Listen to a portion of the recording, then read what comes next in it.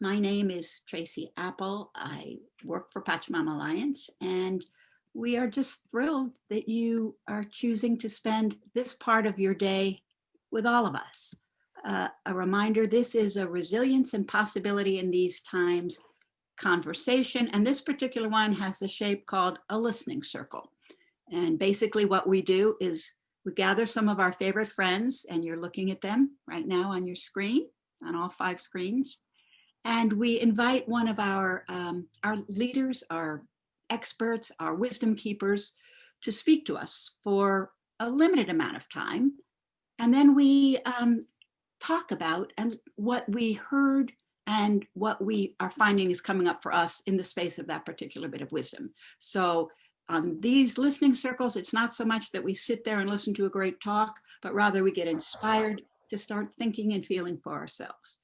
So what we'll be doing in just a minute, we'll officially open Sacred Space. Then we'll have a very brief breakout group where you'll be meeting with 1, 2, or 3 other people. And we'll give you a very brief prompt just to make some connection. We'll then hear from Reverend Deborah Johnson, the founder of Inner Light Ministries, who spoke with us not long ago. And after that call, people were saying, we want more. And Rev D continues to be a yes to the request of Pachamama Alliance. So she's back for part 2. And then we'll have a significant part of the call will be a time where people can talk to one another. And just to say a little bit about the premise of the listening circle is that in these times, there is nothing more healing really than to be deeply, deeply heard, including by ourselves. So when you speak today, I invite you to be surprised at what comes out of your mouth. These aren't really designed to be a place where we can get on our platform to say, this is what I really believe. It's more an invitation, an inquiry, an opening, like, let's see, where am I right now? So we really invite you to be here in the space of personal discovery as well. It's a 75-minute call. We hope you can be with us the whole time. I think that's what I want to say. And Rev D, if I could invite you to do that which you are so excellent at, which is to create a space into which we can all have this conversation. So Rev D, please. My pleasure. And greetings, everyone coming in from around this nation, United States, and from around the world. I've been looking to see where people are coming in from, and it's very humbling. I see we're from Germany and Scotland and Sweden, and just from so many different places, and East Coast and West Coast and South, and here we all are. So let's just take a breath. Let's begin with the breath.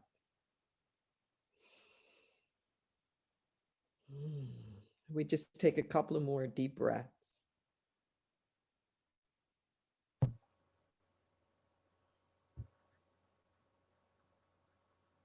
As we breathe, we become very present. Present to what's inside of us, present to what's going on.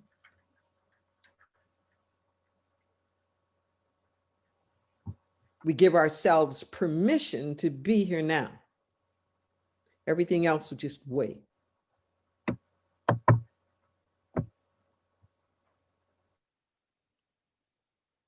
With every breath, we are moving into a more transcendent state of awareness. Beyond the monkey mind, beyond the drama du jour, there's an inner chamber, the seat of our divinity, a place at perfect peace that knows and knows that it knows that it's connected with everything. We pause in silence for a moment to find that, to anchor there.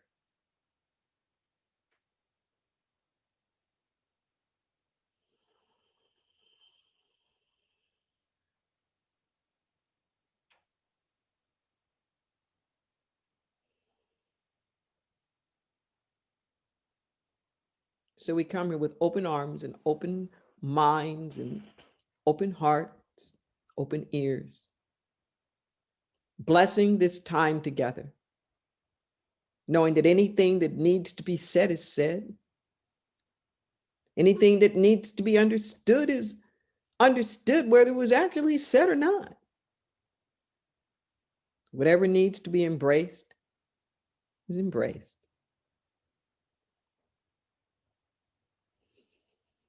And for the Pachamama herself, for the loving presence of all of the elements, the earth, the fire, the water, the air, for all of the wisdom of our most indigenous ancestors from all over the planet that lived in harmony with each other and with the earth, we call upon their spirits to be with us. It is good. We just get our ego selves out of the way and allow this time together to be great, grand, and glorious. And so it is. Ashe and ho.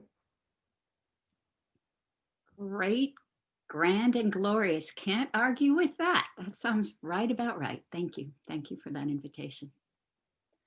All right, so we're going to break into groups. I think we've all been in breakout groups. I think we know the how they work and what works nicely about them. If we kind of figure out how much time we have, and you'll be either 3 or 4 people, and divide the time appropriately, interestingly, and try listening more deeply than you maybe usually do, and see if in the listening something gets called up by the speaker.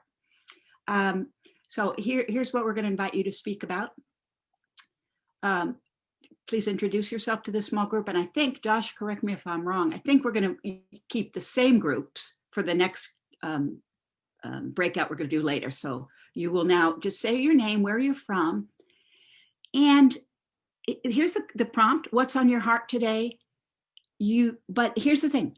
Don't try to answer that yet because you're not in your group yet. You don't know what answer will come to you when you pose that question to yourself with those people.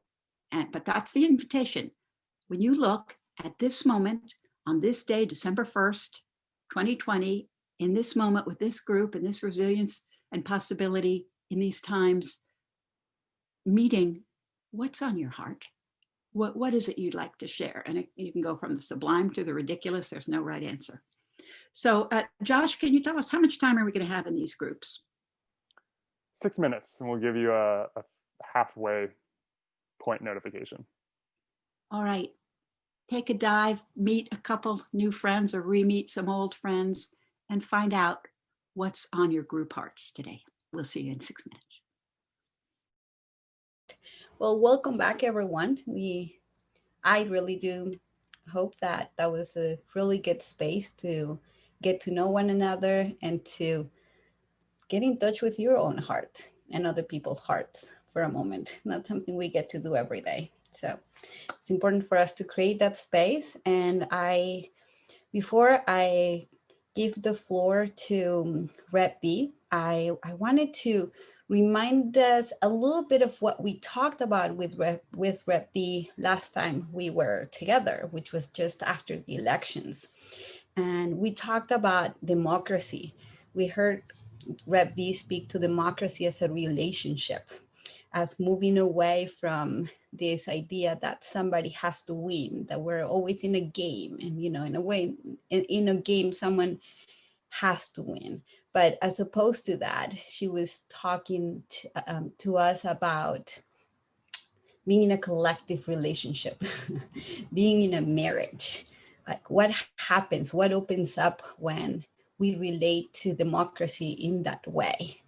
I still think about all that I heard that day, because the concept of democracy as something that's already built in and structured and that works, it's so ingrained. And so I'm appreciative that I was reminded. And that other perspective. And so many people, after we heard Rep D speak, they were like, please, part two.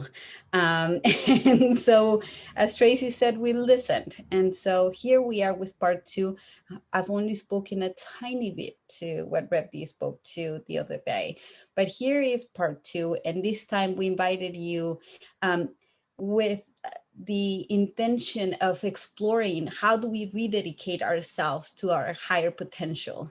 How do we incorporate our spiritual practice with our ideals for democracy, with a sustainable democracy?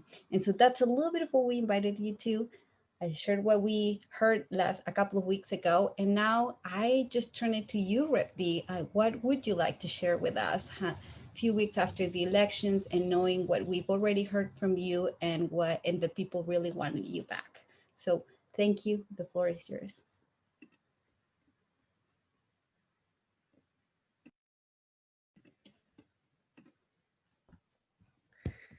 Well, thank you, Maisa, and thank you once again for everybody joining.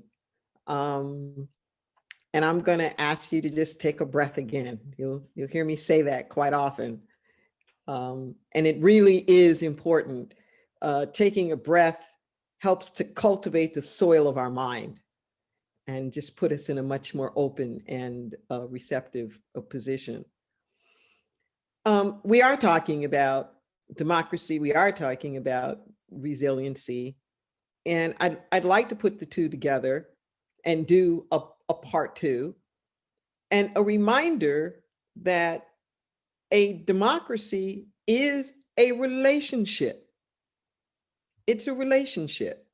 That political science is a behavioral science, and it's the science of how people come together in order to share, distribute their power, how they come together to govern themselves. So if you think of this democracy as a relationship, I make the analogy to a marriage. These are actually fresh new ways of me thinking about it. I get these spirit downloads. Some of them are actually published in a series called Letters from the Infinite. That's actually how I met Lynn Twist. As she endorsed the second volume of that a number of years ago.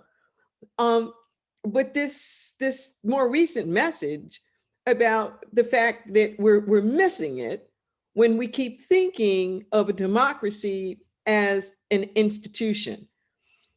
I was 4 years political science at USC. I switched to economics, and I was at USC during Watergate. So, needless to say, there was a lot that was up, at that particular point in time. And I used to always think of a democracy as systems, as institutions, as structures.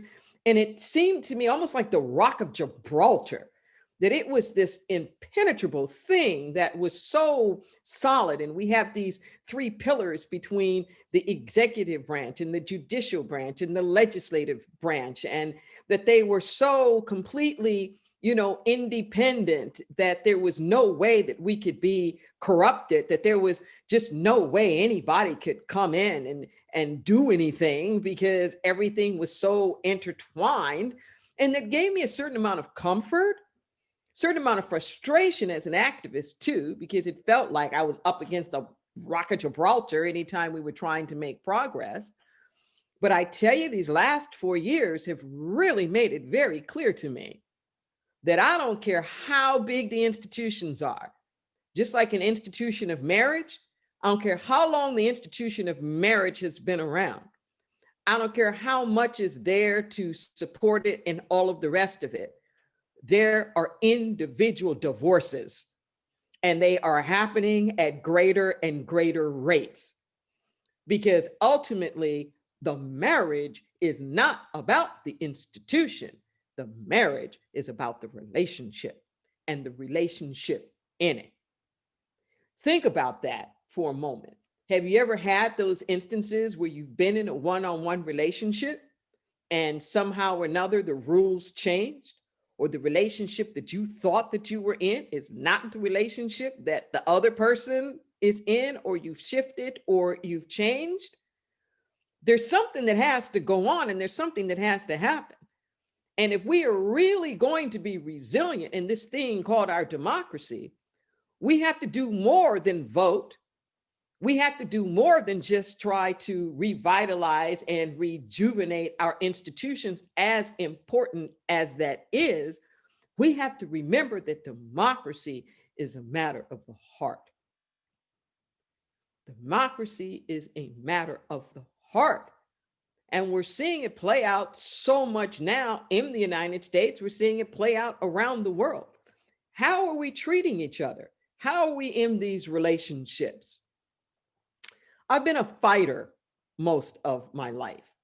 And I, like many people, have been here thinking that we're going to fight for democracy. But I've learned the hard way through the years that when your relationships go south, that if you're going to fight for the relationship, it means you have to stop fighting with the people in the relationship. In fact, to fight for the relationship is to actually have to learn how to stop fighting at all. Just breathe that in for a moment. To stop fighting at all. Inauguration will happen next month. There'll be a change of administration in 2021. The Biden-Harris administration coming in. But you know what? As Howard Thurman taught us, no one ever wins a fight. No one ever wins a fight. The election may be over, but the fight is not. Differences of opinion do not cause conflict. There's nothing about differences of opinion that ever caused conflict. It's polarization around differences of opinion that cause the conflict. Listen to the difference. The conflict isn't the difference. The conflict is the polarization around the differences. It's the deep othering. And if we're going to have a democracy, if we're going to have anything even close to a democracy, we're going to have to learn how to be in relationship with each other that takes us beyond othering. As someone who has been involved in conflict resolution professionally for decades, one of the things I find very interesting, and cultural diversity happens to be one of my specialties, is no matter who the people are, no matter what the situation is, no one ever starts the fight. That's just the most amazing thing to me. That no matter how big or little the conflict is, no one ever assumes responsibility for the offensive position. That even if they are offensive, they think of it as preemptive. It's a preemptive defensive mechanism. They were going to strike me first. But let that sink in for a moment. Everybody always thinks that the other one is wrong. Everyone always thinks that the other one started the fight, and all they're doing is responding and trying to protect themselves from the fight that the other person started. I don't care whether it's one-on-one or whether we're talking about some big kind of global conflict. Everybody's innocent in their own minds. Well, I was just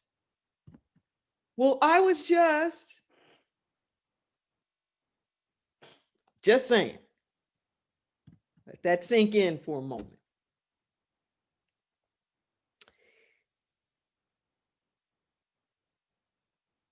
I speak of hope and what those four letters stand for. HOPE, heart open, possibility, and engagement. If you're going to really try to improve your relationship, you have to come in with some hope. If you're hopeless, it's not going to work. I suggested for this talk that I talk about a few spiritual practices and things that can help us restore some hope, get some more hope, and things that might help us in our relationships with one another. Now, remember, whenever you're in the relationship and you're working on the relationship, you're working on you. Too often we think we're working on the other person. You agree to go into couples counseling thinking, well, maybe this third party will help me get through to this bozo that can't hear me. So you're thinking that the therapist is going to help you be heard. Most people don't go into therapy thinking that they're going to listen or that they're going to learn. They're going in to be heard.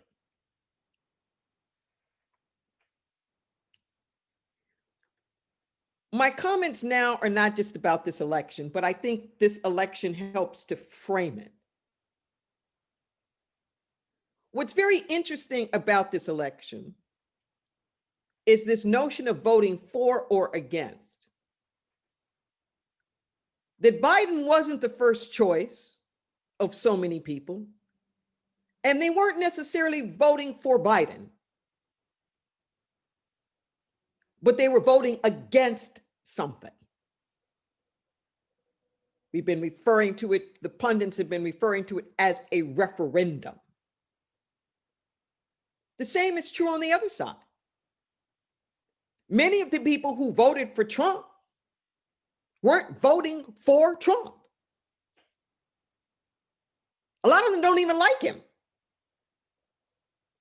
But it was a referendum of sorts.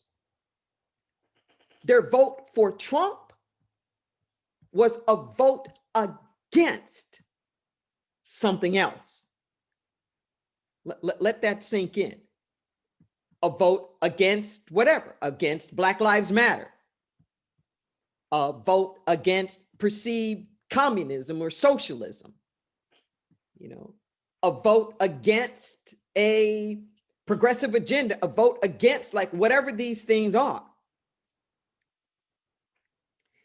And just like with any relationship, whether it's your kid, whether it's a mate, whether it's a work situation, if you want to make any headway, some part of you has to be willing to see the world through their eyes. And that includes you. What you look like through their eyes, what you look like through the eyes of your child, what you look like through the eyes of your mate, what you look like through the eyes of your employees. I like the way that Martin Luther King Jr. put it in his infamous Beyond Vietnam speech that actually Vincent Harding wrote. But he was saying, what you learn about yourself. He says, what strange liberators we must seem to the Vietnamese people. And how much you learn about yourself by looking at yourself through the eyes of your enemy.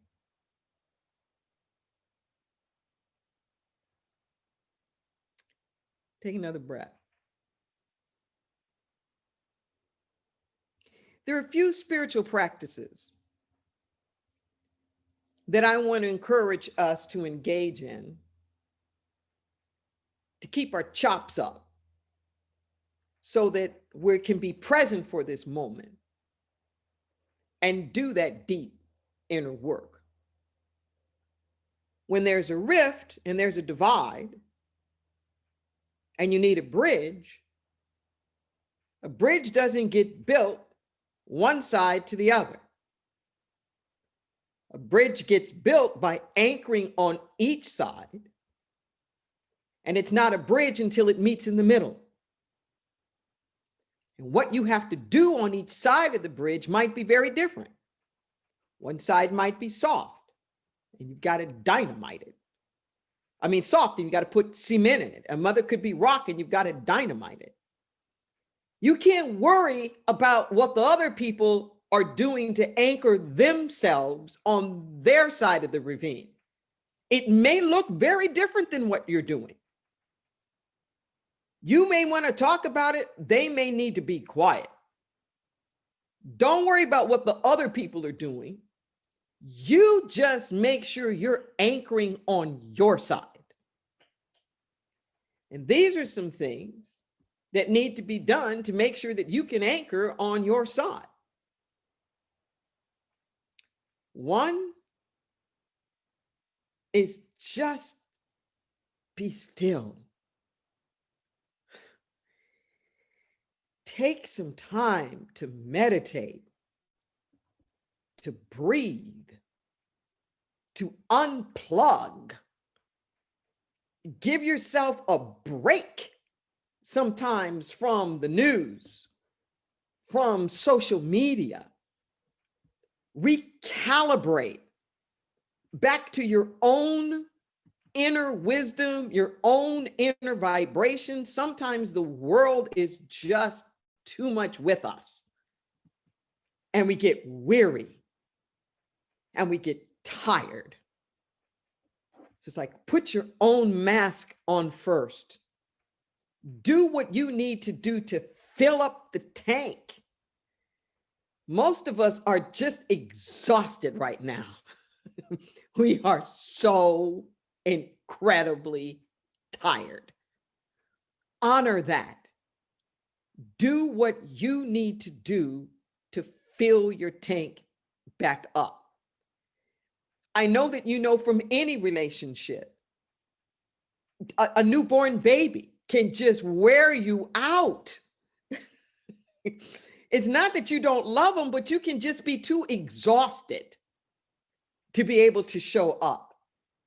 So, number one, meditate, be still, do what you have to do, unplug to recalibrate, get yourself present. Two, pain pushes until vision pulls. Pain pushes until vision pulls. Most of us spend most of our time talking about what we don't want. We're very adept at that. What do you want? What do you want? What is the vision of what you want? The pain can motivate you and get you there, but if you stay in the pain, you're going to burn out.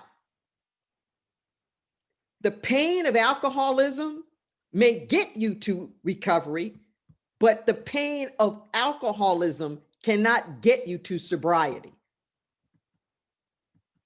You're not going to get to sobriety until there is a vision of sobriety. You're not going to get there until there's a vision of it. We pour into the streets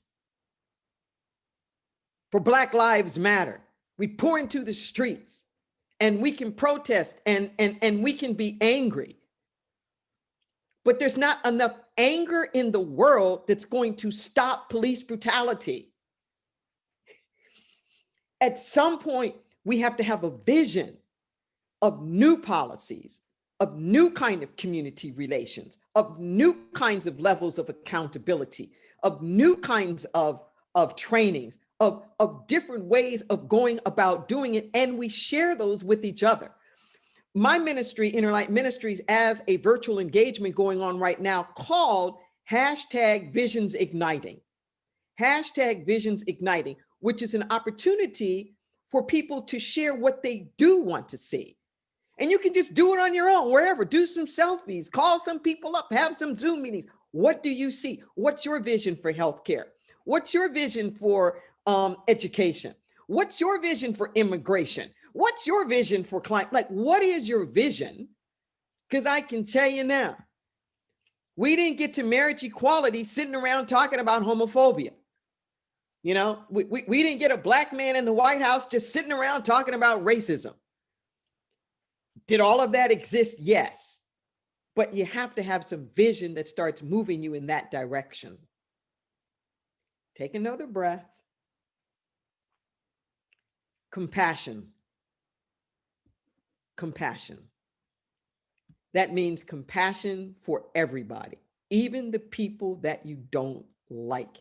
Compassion is moving beyond the othering.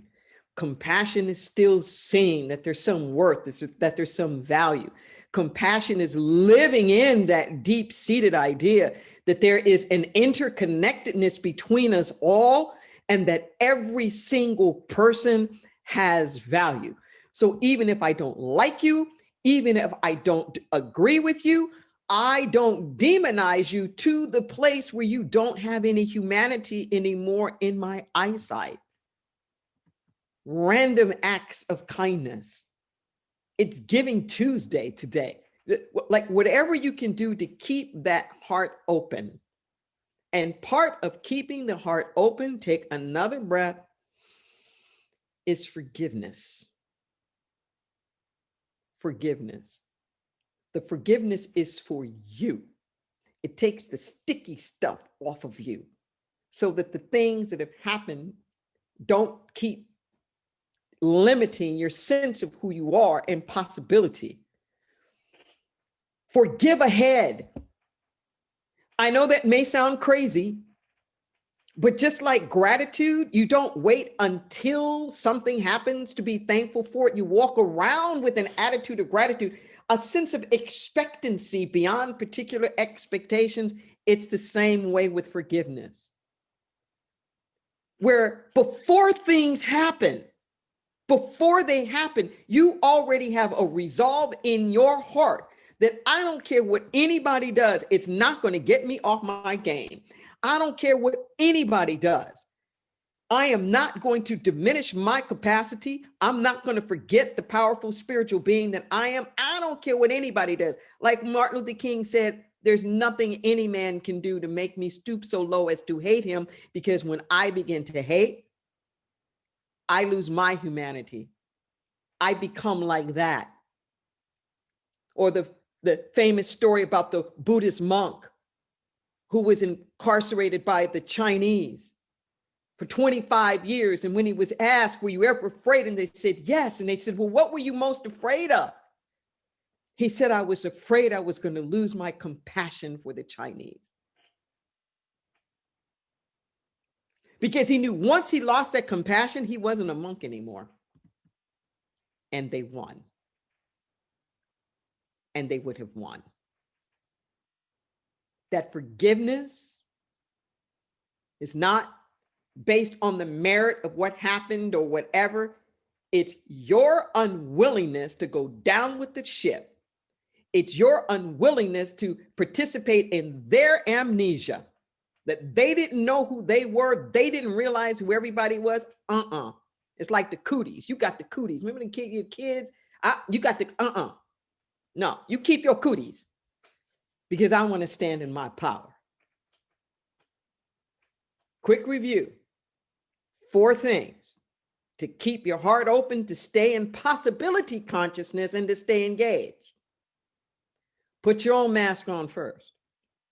Make sure that you're doing things that can rejuvenate and restore yourself. Put forth your vision. What do you want? Not just spending all your time on what you don't want. Do acts of compassion that reinforce your view of the world as interconnected. And practice the forgiveness. Unconditional love is a state of perpetual forgiveness. Take a breath. And I know you'll want to talk about these in your small groups. Thank you. Thank you, Reppy.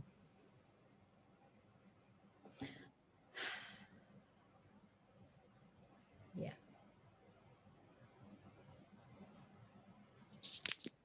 so wonderful. So many spiritual practices that you mentioned, just to be present for this moment. And some of them sound very simple. And then I realized the moment I start thinking about it and how would I actually practice it, I'm like, oh, okay, there's work to do. So we are going to give you all space to articulate, right? To start seeing what happens when you try to have a vision and articulate it, right? So we have a couple of prompts for you. Part of me wants to just name everything that Reverend just said, but I'm gonna keep myself from doing that because I'm sure everyone is taking notes and probably even memorizing many of these things. So let's see, a couple of prompts, and feel free to choose what you want to speak to when you go into your breakout groups. You're most likely going to be in the same breakout groups, and there might be new people that are joining because more people joined after the first breakout session was over. So, but you'll likely be with people you already know. Here's one idea for a prompt. We heard Rep D say, pain pushes until vision pulls. So what is a vision that pulls you? So let me say that again. Pain pushes until vision pulls. What is a vision that pulls you? You might want to engage with a different one. Reddy talked about building bridges. And let me see. I'm looking at my notes. There might be a bridge in your life that is wanting to be built, right? What might be that bridge, and what work can you start doing now to build the bridge? So what bridge is waiting for you to build it? And what work can you do now to start building it? So there you go. We have 2 prompts. Feel free to speak to any of those or to something else that got opened up for you as you listen today. And we'll ask Josh to send you to your groups. We're going to send you time prompts as well. So Josh will do that as he does really well. And we'll see you in, let me see, we're going to see you in 20 minutes. 20 minutes. And just the reminder, the real prompt here is what opened up for you in hearing Rev D speak. And we've got these things that actually opened up for us, and that's what we're sharing with you. But it's completely legitimate for you to speak to what feels different in you now after hearing this really, really beautiful communication from Rev D. And again, we're wanting to give enough time here, 20 minutes, so you can go a little deeper. It's not just the first thing that comes to mind. So this is our post-Thanksgiving, pre-end of year holiday gift to you, some time to be still. Great. And we're back. I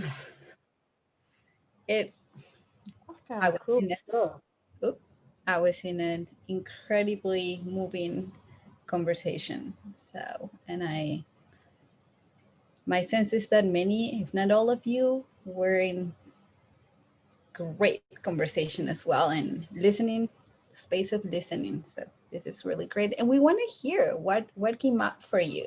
If you're willing to share, wanting to share what came up for you, we'll love to hear it. We have time for maybe 2 or 3 people, depending on how long it goes. If you're ready to share, you can raise your hand by going to the participants button, and then there's an option there. And I see one hand up for Tina.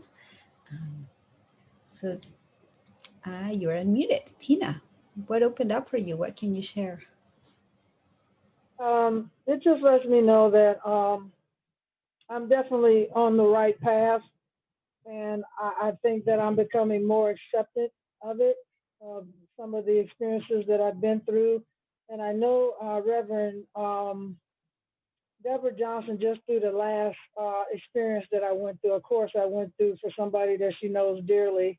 That's a spiritual mentor of ours, and we went through her first spiritual warrior class. So it's really, really awesome to just have reaffirmed, and compassion is something that they've been getting me to work on, especially self-compassion, which is huge. I have my compassion for others. And even in my work, it confirms that what I did, no matter what people did, I still loved on them regardless. And that's probably because of my past career. And my past career is something that's being talked about a lot now, sadly. But I still own who I was in the uniform. And it's pretty awesome. And forgiveness, of course. I think I have forgiven, and I think the heart is that of ourselves. Forgiveness ourselves, our choices, trying to trust ourselves again, and so that's a process that I'll be working on as well. That came up with our spiritual mentor this past Saturday.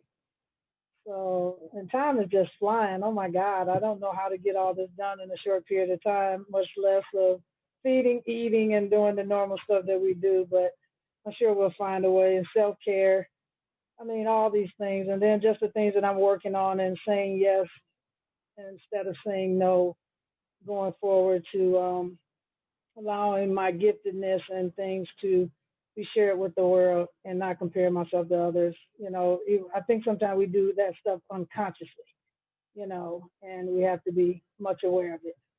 So it's all good. So that's what I got. I'm glad I'm gonna go continue on this path of going forward and going deep within and being okay with it. Thank you, Tina. Lovely hearing from you. Thank you. I'm curious to see if anyone else would like to share. If you do, you can raise your hand digitally. I see another hand. So David. There you go. Thank you. We had a rich conversation. There was so much in Rev D's talk that just stimulated and fed us. I was really struck by her statement that pain pushes, but vision pulls, and how difficult it is these days to find the basis for a common vision, a vision of what our country is, what it means to be an American in these days, that can bridge our huge gaps and antagonism. And so we began talking about what creates those bridges. And really, it's when people are feeling a common need together, often common pain. After 9/11, initially, the world came together, and our country came together as never before, really. And yet, then we took it down the path of othering and war. But and in times of disaster, I know people in Australia going through the fires there last year, and then in California and the West this year.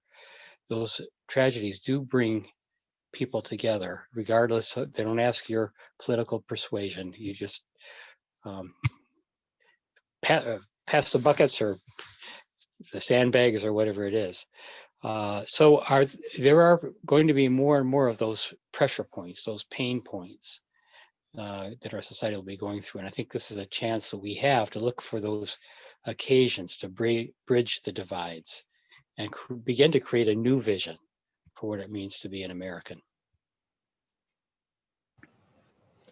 Thank you. It makes me think an invitation for what it will take to be human going forward. Thank you, David. All right. Let me see, Josh, do we have time for one more? Sure. Maybe. Let's see. Okay, Catherine has her hand up, so we're going to go with Catherine. Hi. Right. Hi. I had the most wonderful group, as I'm sure you're all thinking.